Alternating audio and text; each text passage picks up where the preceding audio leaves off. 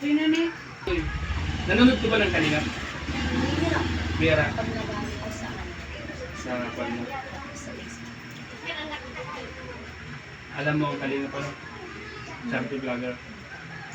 Si Kalingap Propera. Nakikita mo.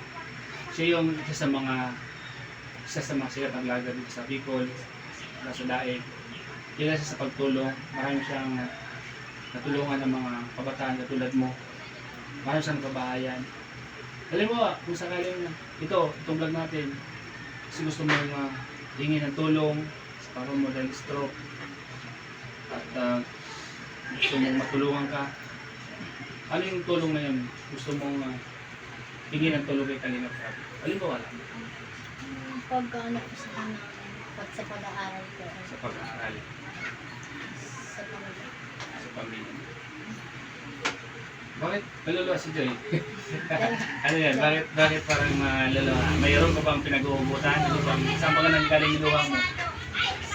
Si mama lang po kaya alagaan ko sa mga minsan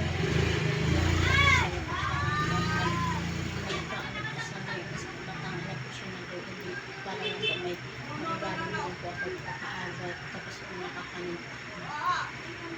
Kaya pala naluluha ka, no? Naawa ka sa mama mo. Dahil sa paghahanap mo yung mama mo, gabi na siya kung umuwi, ano? Kumbaga, gusto mo man tulungan yung mama mo, siyempre nag-aaral ka pa. So ayan po mga Kalingap, yun yung kahilingan ni Joy, Divine Joy, napakaganda ng pangalan. At ilang taon na palang hindi nakakapag-trabaho yung papa mo? Matagal na. Hindi ko lang, pero kung matagal na sana may siyang stroke. Matagal na gusto. Nagpa-therapy naman siya. Minsan, Minsan lang pag meron. pag meron ka pala, sasanay tayo yung pag Good. So, mapapanood to ni Kalingap Rab. Anong gusto mong sabihin sa kanya?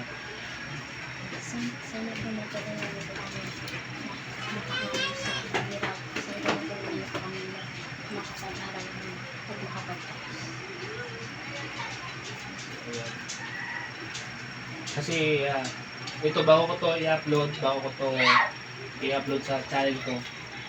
Ilalapit muna kita kay Kalingap Rab. Kasi ako, ang matutulong ko lang naman sa'yo,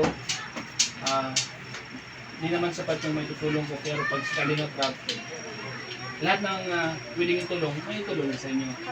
Kaya kita pinablog para makita ni Kalingap Rab, makita yung video natin, makita Kalingap Rab yung paano dito, panagayon nyo. Pati release lang pala kayo, no?